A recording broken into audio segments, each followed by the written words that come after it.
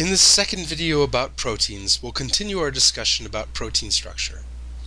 We'll talk first about 4 levels of protein structure that scientists talk about when discussing the structure, that being the primary, secondary, tertiary, and quaternary aspects of structure. We'll spend a fair bit of time talking about 2 special types of secondary structure, the alpha helix and the beta sheet.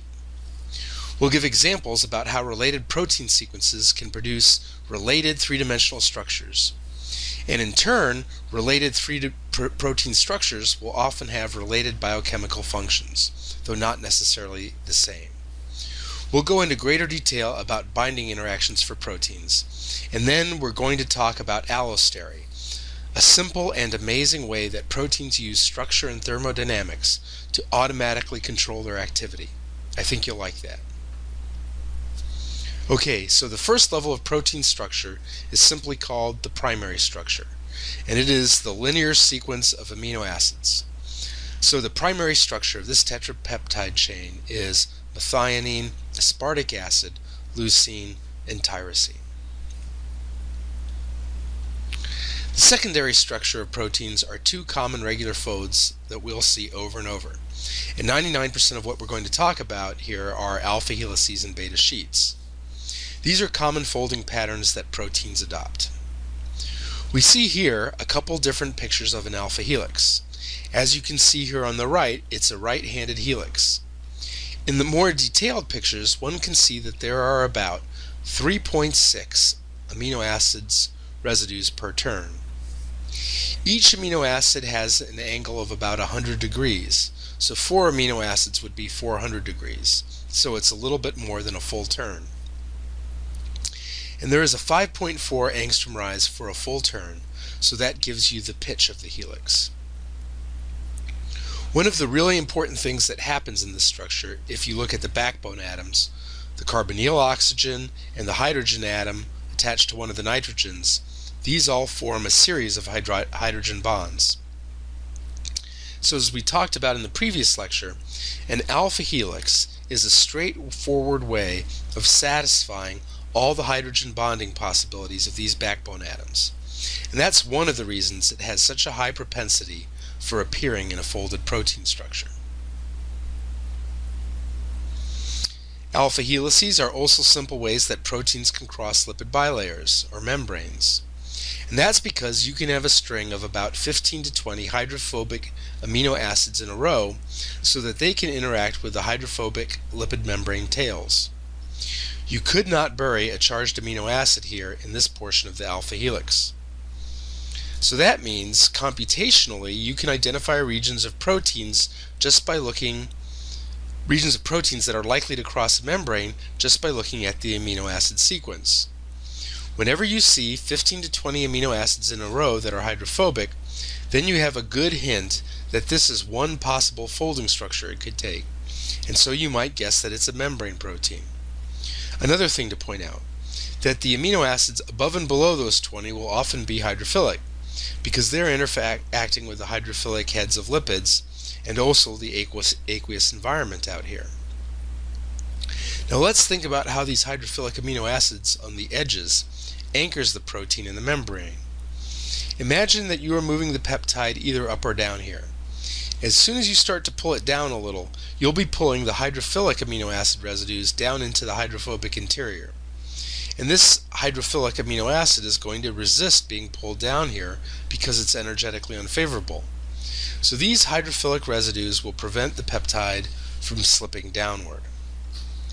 Similarly, the hydrophilic residues at the bottom will not want to be pulled up into this membrane, so it's going to keep it from slipping upwards.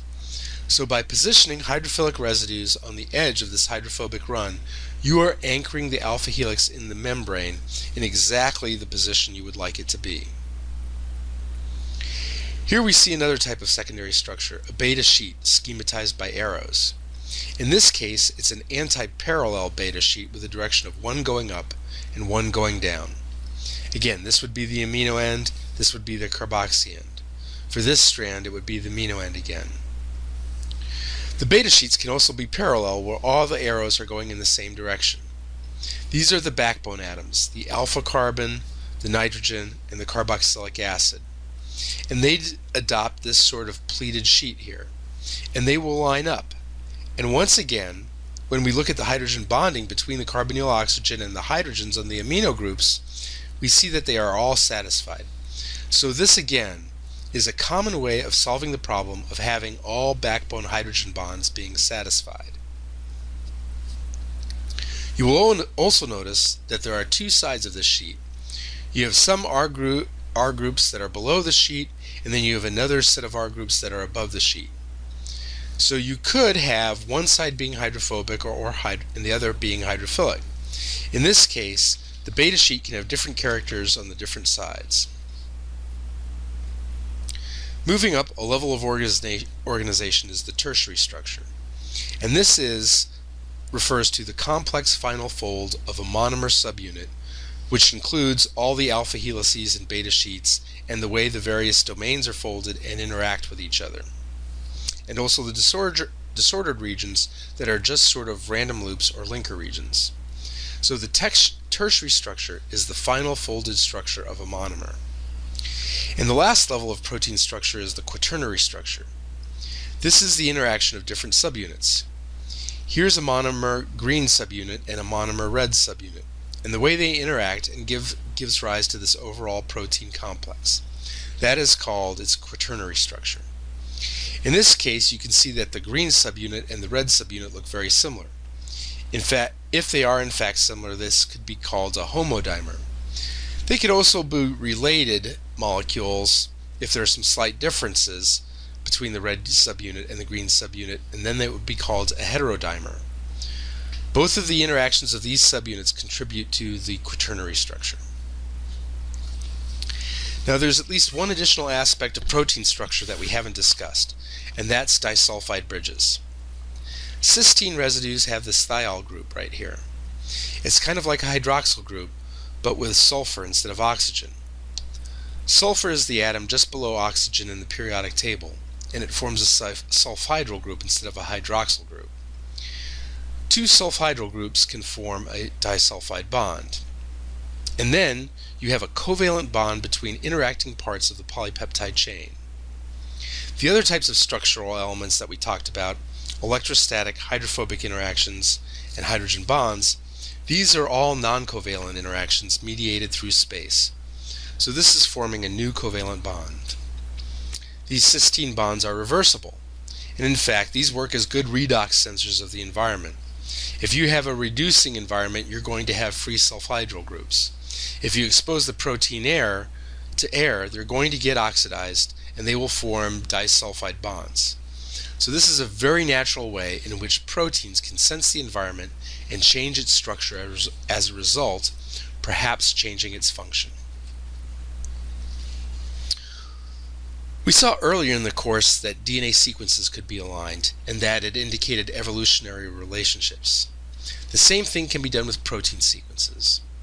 There are two protein sequences here, the human sequence and the Drosophila fruit fly sequence.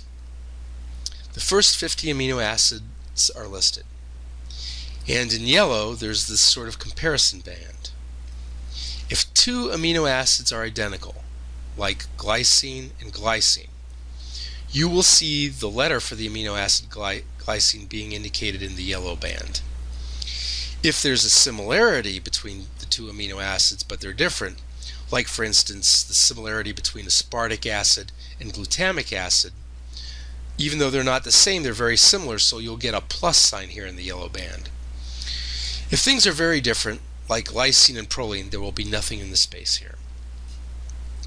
This slide also goes on to say that there are certain sequences that are characteristic of a large number of proteins, a protein family, and those sequences are highlighted in green. And so you might expect there to be more agreement between the two proteins, the human and the Drosophila, in these green regions, if the proteins have the same function, but that's a more minor point. Now, if proteins have different but similar related sequences, they might have similar folds, and this is an example of that. These are two different proteins from a class of proteins called serine proteases. The The regions in green indicate that they have identical sequence. The regions in gray indicate where the differences are. But as you can see, the overall shape is pretty similar. And especially where this red line is, that's the active site of the enzyme. That's the binding pocket where the enzyme will bind the substrate. This region is particularly similar for these two proteins. But as you can see in the loops here, there are some differences. And those may be important or critical for its reactivity. The slight differences in protein shape may mean that it's likely that these enzymes will process different proteins. And in fact they do. Elastase will break down a specific protein called elastin, whereas chymotrypsin is a protein that will break down many different proteins. So we went from a related sequence to a related three-dimensional structure, and from that to a related but slightly different function. One last point about protein structures to show how the cell will regulate protein structure as a way of controlling protein function. We saw earlier that proteins have both complementary shapes and charges here at interfaces, and that the shape is, in essence, a way that the cell is correctly positioning these charges so that you get a strong interaction. And that can be a protein-protein interactions, or for protein-ligand binding interactions in which the ligand is a small molecule. This slide highlights in more realistic detail and is taken from proven crystal structures about the way one protein binds the small molecule called cyclic AMP. And what's impressive here is that there are 7 different interactions, hydrogen bonds, and an electrostatic salt bridge to ensure that very few other molecules would be able to utilize or take advantage of all 7 of those potential interactions to bind here. So this is a binding pocket with high specificity for this molecule. And what's interesting is that the amino acids that contribute to this pocket come from many different places in the protein's linear primary structure. And it's only by creating the folded protein with the proper shape that you bring these different amino acids into close proximity to create the binding site for cyclic AMP. Okay, so we can utilize those principles to control protein function. One of the standard ways that cells do that, or proteins do that, is by a mechanism called feedback inhibition. Here you see a metabolic pathway in which a cell is metabolizing different molecules, A, B, C, and X, Y, and Z. When the cell produces molecule B, it has 2 choices about how it can process it. You can go down and make molecule X, or you can make molecule C. So what we're going to see here is how the cell automatically shuts down the process of making molecule Z when it doesn't need it anymore. So in that case, all of the intermediate molecules B will go on to become molecule C. Now this is an enzyme complex that's involved with the production of a molecule called CTP. If the cell has lots of CTP around and they're not all being used, the cell might not want to make any more since it has a surplus.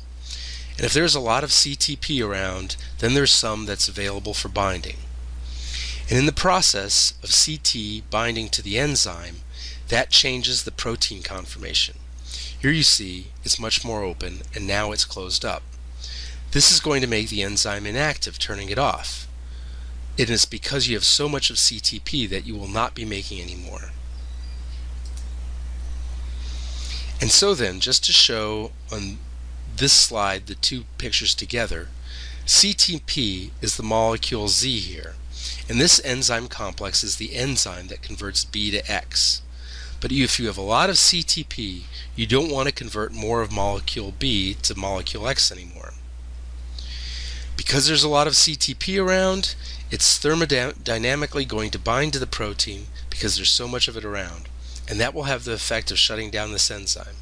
So all the amount of molecule B will get converted to molecule C. And that's a pretty impressive way of starting to make complex regulatory decisions for these proteins based entirely on thermodynamics in a very logical way. We'll see other examples of how cells use allostery to regulate gene transcription, but this is a way of using allostery to control protein function.